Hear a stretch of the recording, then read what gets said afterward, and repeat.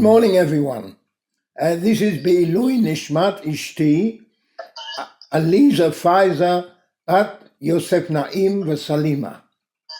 Now today I want to tell you a story about a Jew who spent the whole war years in the Auschwitz concentration camps. He had to work very, very hard. He couldn't sleep at night.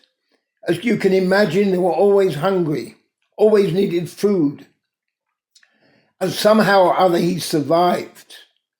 But he had one dream, that when this all comes to the end, then the Jews at long last could be united and could go to Israel, and we'd have freedom there, and Jews will be respected, and it'll be a whole new world. And when he came out, they gave him clean clothes, first time in years. He slept in a proper bed, he ate properly, and the man had freedom. What a great feeling.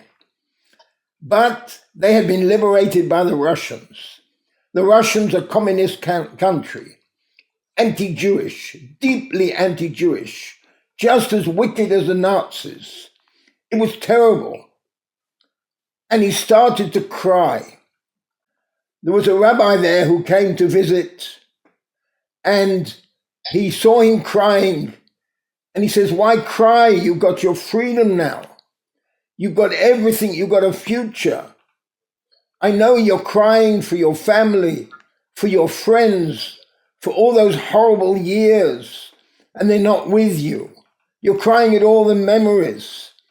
I can understand that, but you have to live with new reality." And he says, "You're wrong. I'm not crying because of that. I'm crying because all of us died and suffered. None of you can understand really what it was like living with the Nazis. Wicked, ferocious animals. You cannot imagine the things that they thought up. No human being could do this. And we had to go through it, see it, and be quiet. And now look what's happening. We're going out into a lot of people into communist Russia. Nothing will change. And they won't let the people go to Israel either. There'll be no unity.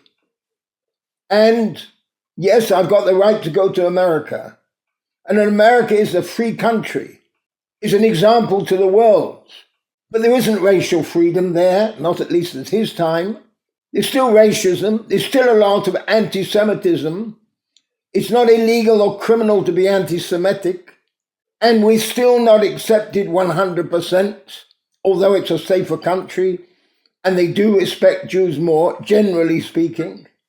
But we don't have our dream. What did we go through this for? We went through this, when will it all end? And of course, we all understand his crying, especially today. Look what's happened with COVID. We've all been locked up. For the first time in history, 7 billion people around the world are united with one thought. Everybody's in the same storm, of course, in different boats, different situations. But look how everybody is suffering mentally, financially, frustration. They can't go out. No holidays, no camps, nothing, all cancelled. All because of a tiny little illness, a virus that is so small nobody can see it, and yet it's conquered the world and brought it down to its knees. A man sneezes in China, you get it in Italy. Somebody sneezes in France, it goes to Russia. In other words, everybody is affected by one another. Therefore, we in our homes for the first time, with our families, with our children, all that value time. So we also have a dream. That when everybody comes out, it'll be a brave new world. People will put their egos in their pockets. That there will be everybody will be sharing and caring. People would have learnt their lesson. But we're frightened of that because it'll be the biggest tragedy in history if that doesn't indeed happen. We just passed the Chag of OMER, and this is a very good lesson. OMER, as everyone knows, is the yahrzeit of Shimon bar YOCHAI, the death anniversary of Shimon bar YOCHAI. Shimon bar YOCHAI means light. Bar YOCHAI means light, light to the world. He wrote the Zohar, which means light, shining light. The Torah means shining light. The HAKADOSH, who for the first time opened up the secrets of the Zohar. Ari means also light, holy light. So that is why we burn bonfires. The bonfires is to light up the world, to show everyone the light. And you go to Miron until COVID, the largest number of Jews would gather there, much more than any gathering in the whole of the world. Even Trump couldn't bring such a rally together. And COVID, of course, restricted it, shut it down, made it much less.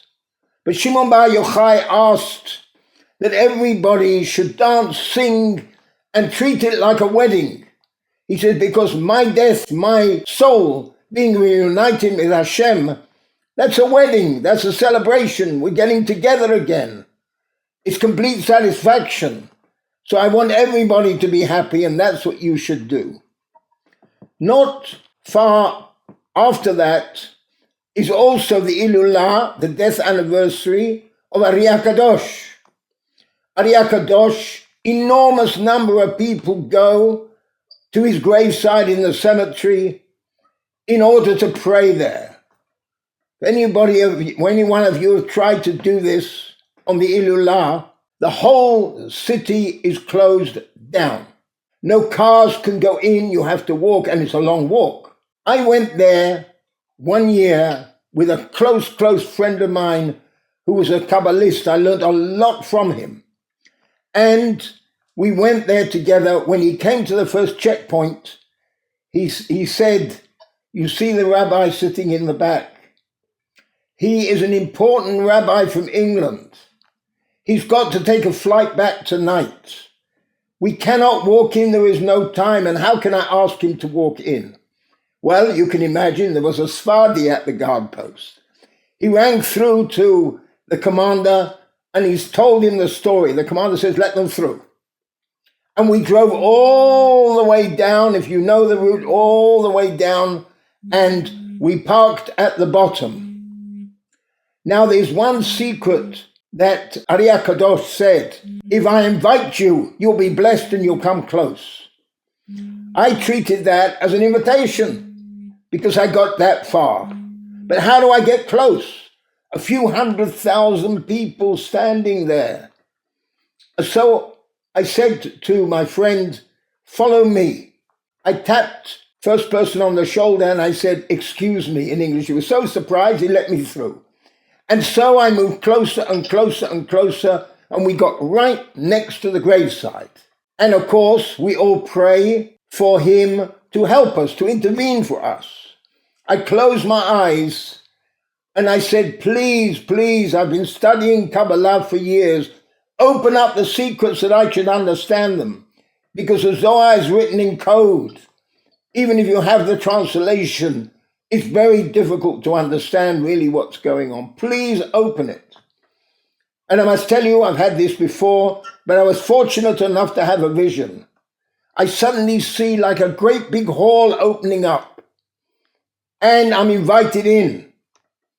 And I'm taken through this hall, and it's a massive library. And I've taken on, and suddenly the man with me said, look, can you see those books up there? He says, yes. Do you recognize your name? I said, no. Then take one down. I took it down. It's my name on it. He says, that's what you're supposed to be doing. Now you'll learn, go and teach the people the secrets of the Kabbalah, and it will open up to you. That's what you were born for. That's what you have to do. For me, that was an incredible connection and a fantastic promise. Almost unbelievable that this should happen. But it happened because he promised, if I invite you, you will be able to connect. And the bracha today is that all of us through our tefillot and learning, we should be able to connect. In tefillah is reflect, connect to Hashem, mind direct. We should be able to continuously do it throughout the day. It's on the way we do it. The songs that we remember in our head, the tefillot and the promises we just made during our tefillot. All of that there, we should have the zchut to be able to be the ambassadors of love and to be able to spread it around, and people should spread it on us. Have a great day.